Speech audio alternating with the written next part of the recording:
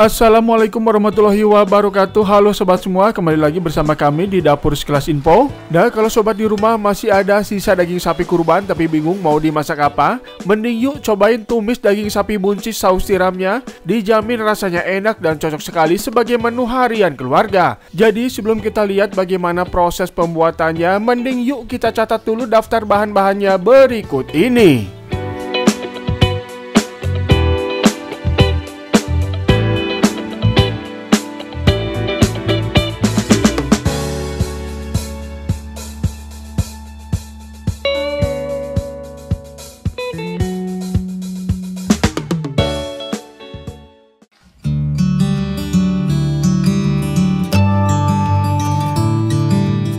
Oke, seperti biasa sebelum kita mulai memasaknya, kita persiapkan dulu bahan dan bumbu yang akan kita pergunakan. Di antaranya 5 siung bawang putih yang kita cincang halus. Lanjut kita iris-iris juga setengah butir bawang bombay. Lalu 3 buah cabai merah keriting yang kita iris memanjang seperti ini. Begitu juga dengan 5 buah cabai hijau keriting yang kita iris memanjang juga. Nah, kalau sudah, kita tempatkan dulu dalam wadah, lalu kita sisihkan dulu untuk sementara. Lalu lanjut kita potong-potong juga buncisnya. Kita potong-potong kira-kira panjang 3 cm-an. Dan di resep ini kita pakai buncis kurang lebih sebanyak 250 gram. Kemudian untuk daging sapinya kita potong agak tipis-tipis seperti ini. Dan di resep ini kita pakai daging sapi kira-kira 250 sampai 300 gram. Ya, pakai aja seadanya. Oke, jika bahannya sudah siap semuanya, maka kita tinggal memasaknya.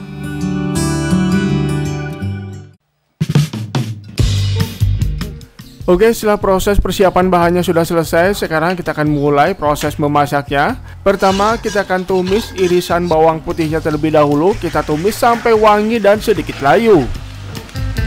Nah, setelah bawang putihnya wangi, sekarang kita masukkan potongan daging sapinya. Lalu kita tumis terus sampai setengah matang. Nah, jika sudah setengah matang seperti ini, sekarang kita tambahkan kira-kira 3 sendok makan saus tiram. Lalu 1 saset kecil kecap manis atau kira-kira 15-20 ml, setengah sendok teh garam, lalu kira-kira 1/4 sendok teh lada bubuk. Kemudian kita aduk rata.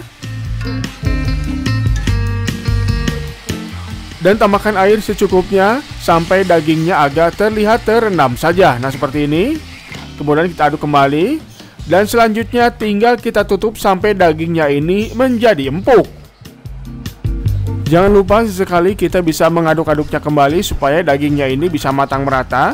Dan kalau airnya terlalu surut tapi dagingnya masih dirasa keras, maka kita bisa menambahkan airnya kembali.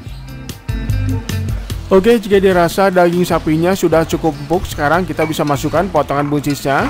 Lalu tambahkan lagi air secukupnya supaya buncisnya ini bisa matang. Kemudian kita aduk-aduk sebentar. Dan selanjutnya kita tinggal masukkan bahan bumbunya, yaitu potongan bawang bombay dan juga cabai keritingnya. Dan jangan lupa tambahkan juga gula pasir kira-kira setengah sendok teh. Lalu kita aduk kembali supaya bumbu yang baru saja kita masukkan bisa tercampur rata. Dan yang terpenting jangan lupa kita cicipi, tambahkan garam dan gula pasirnya kembali kalau memang dirasa perlu. Atau kita juga bisa menambahkan sedikit penyedap rasa supaya tumis daging sapinya ini bisa lebih mantap lagi rasanya. Oke, selanjutnya kita tinggal menutupnya kembali. Tinggal kita masak sampai buncisnya ini terasa empuk.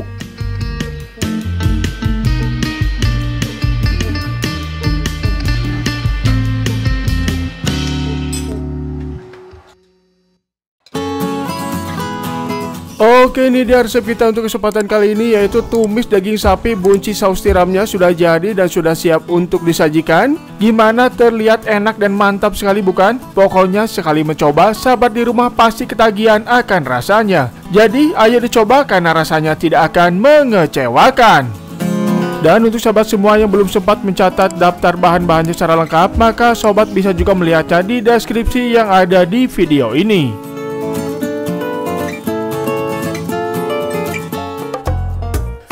Yuk kita masak oseng cumi mercon, pedas mantap rasanya tapi mudah membuatnya. Berikut bahan-bahannya.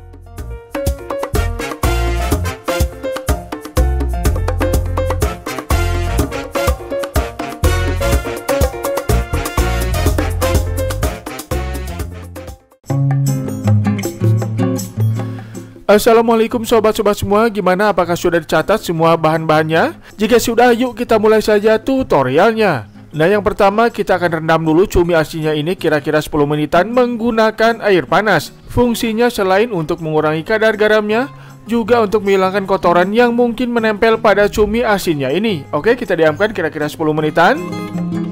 Nah, sambil menunggu cuminya direndam, sekarang kita siapkan dulu bahan untuk bumbunya. Dan bahannya antara lain 3 siung bawang merah dan 4 siung bawang putih yang kita iris-iris. Selanjutnya kita potong-potong kecil 6 buah cabai merah keriting, 8 buah cabai hijau keriting, lalu 15-20 buah cabai rawit. Bisa dicampur cabai rawit domba dan cabai rawit hijau biasa, sesuaikan saja dengan bahan yang ada. Selanjutnya 1 butir tomat, bisa pakai tomat hijau atau yang kuning, asal jangan pakai tomat yang merah atau tomat yang sudah matang supaya tidak benyek. Dan terakhir 1 iris jahe ukuran 2 atau 3 cm-an. Ya, kalau semua bahan bumbu sudah siap, maka sekarang kita balik lagi ke cumi asinnya. Nah, cumi yang sudah kita rendam ini tinggal kita aduk-aduk. Dan sobat bisa melihat air rendamannya ini menjadi agak keruh, tinggal kita buang saja. Nah, selanjutnya cumi yang sudah dicuci tinggal kita potong-potong saja. Tapi jangan lupa bagian tulangnya kita buang juga. Nah, karena semua bahannya sudah siap, jadi sekarang kita tinggal memasaknya.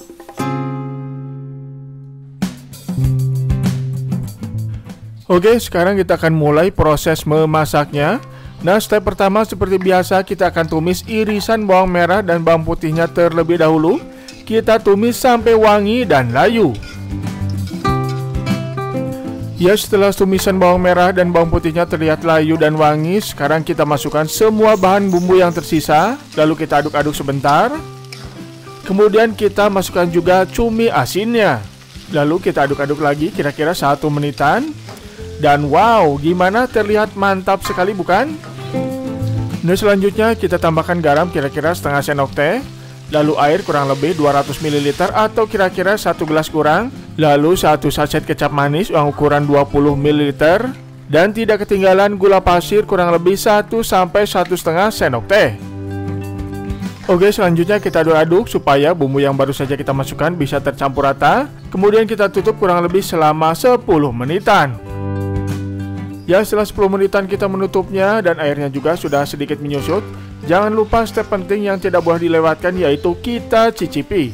Kalau rasanya masih dirasa belum pas, maka kita bisa tambahkan lagi sedikit garam, gula pasir, atau kecap manisnya. Oke, kalau rasanya sudah enak, sudah mantap menurut selera kita, maka tinggal kita matikan saja apinya. Dan oseng cumi asin merconnya sudah siap kita sajikan.